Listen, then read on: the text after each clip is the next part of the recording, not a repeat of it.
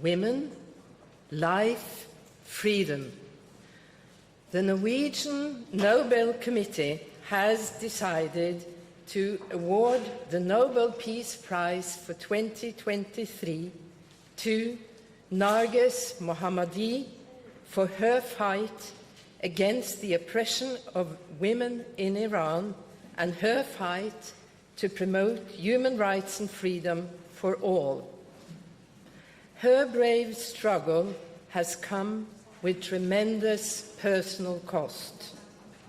Altogether, the regime has arrested her 13 times, convicted her 5 times, and sentenced her to a total of 31 years in prison and 154 lashes.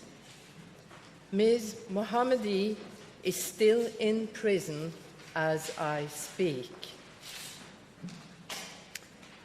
In September 2022, a young Kurdish woman, Mahsa Jina Amini, was killed in the custody of the Iranian morality police. Her killing triggered the largest political demonstrations against Iran's theocratic regime since it came to power in 1979. Under the slogan, "Woman, Life, Freedom," hundreds of thousands of Iranians took part in peaceful protests against the authorities' brutality and oppression of women. The regime cracked hard down on the protests. More than 500 demonstrators were killed. Thousands were injured, including many who were blinded by rubber bullets fired by the police.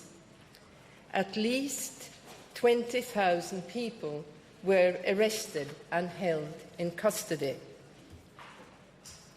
The motto adopted by the demonstrators, "Woman, Life, Freedom," suitably expresses the dedication and work of Narges Mohammadi.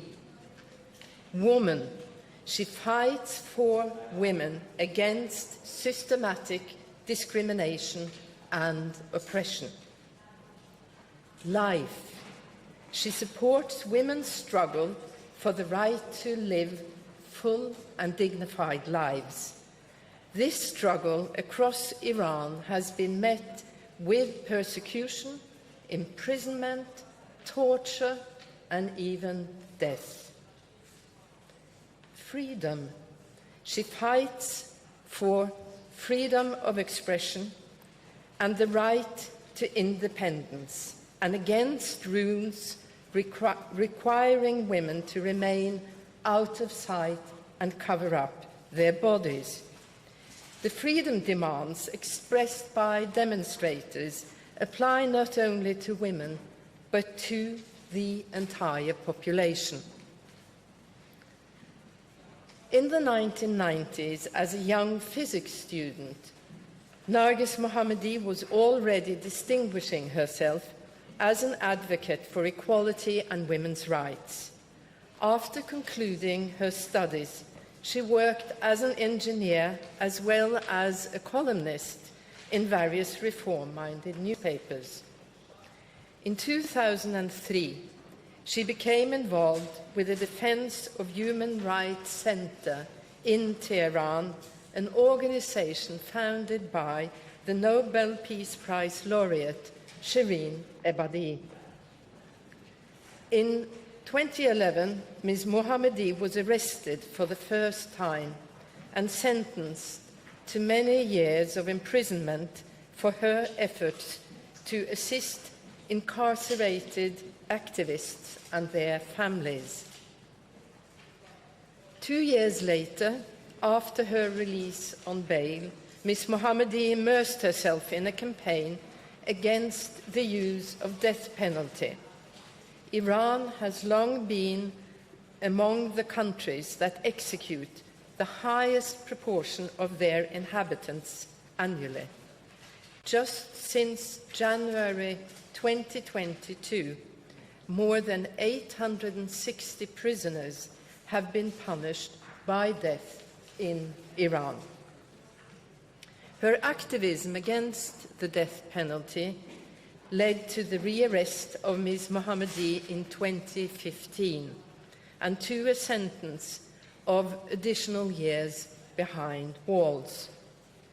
Upon her return to prison, she began opposing the regime's systematic use of torture and sexualized violence against political prisoners, and especially women, that is practiced in Iranian prisons.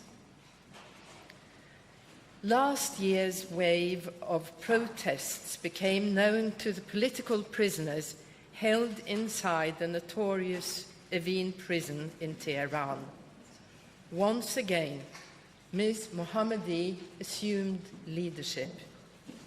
From prison, she expressed support for the demonstrators and organized solidarity actions among her fellow inmates.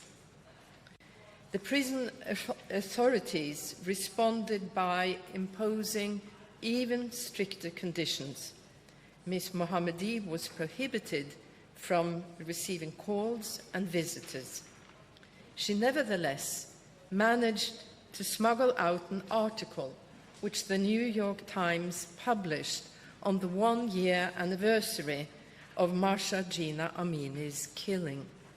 The message was, "The more of us they lock up, the stronger we become." From captivity, Ms. Mohammadi has helped to ensure that the protests have not ebbed out. Narges Mohammadi is a woman, a human rights advocate, and a freedom fighter. In awarding her this year's Nobel Peace Prize, the Norwegian Nobel Committee wishes to honor her courageous fight for human rights, freedom, and democracy in Iran.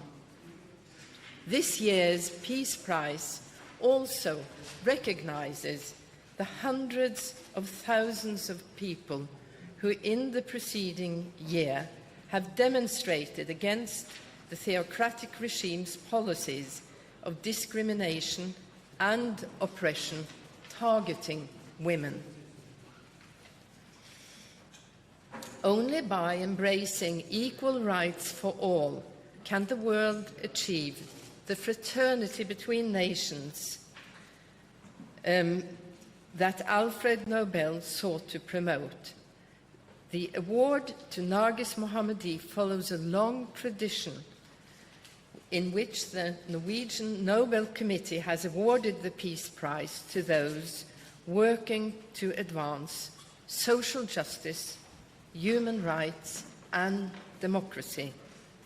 These are important preconditions for lasting peace. Thank you. Madam Chair, what impact do you hope that this prize will have on the situation in Iran? This prize is first and foremost a recognition of the very important work of a whole movement in Iran with its undisputed leader, Narges Mohammadi. The impact of the prize is not for the Nobel Committee to decide upon.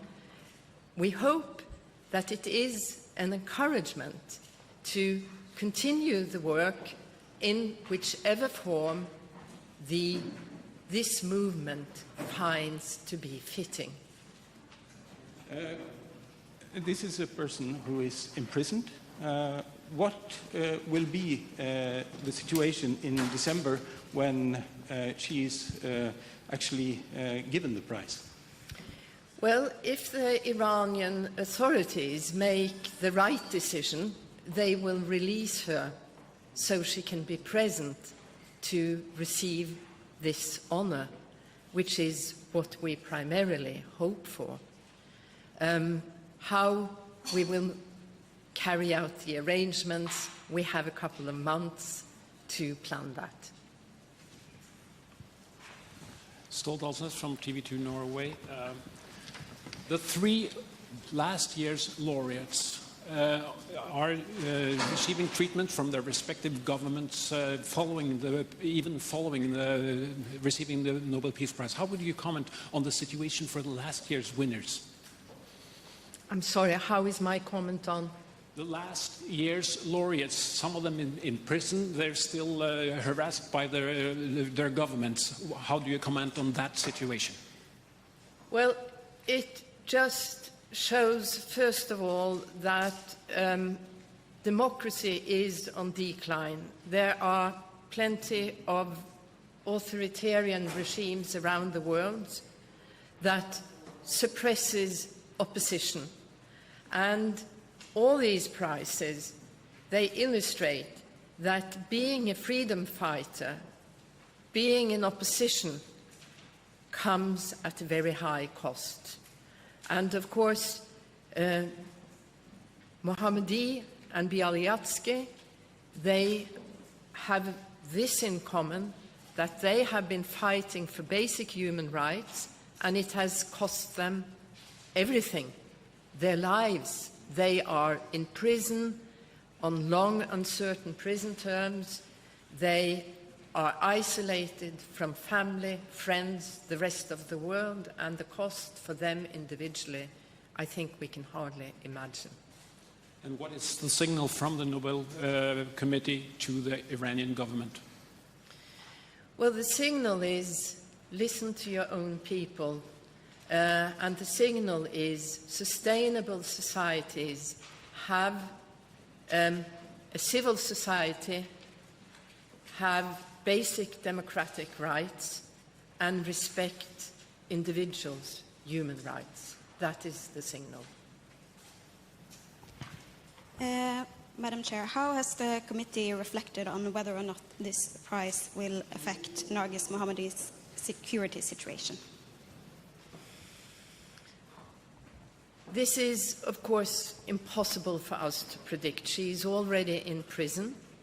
She has, over actually 3 decades since she was a student, led a life with a calculated risk.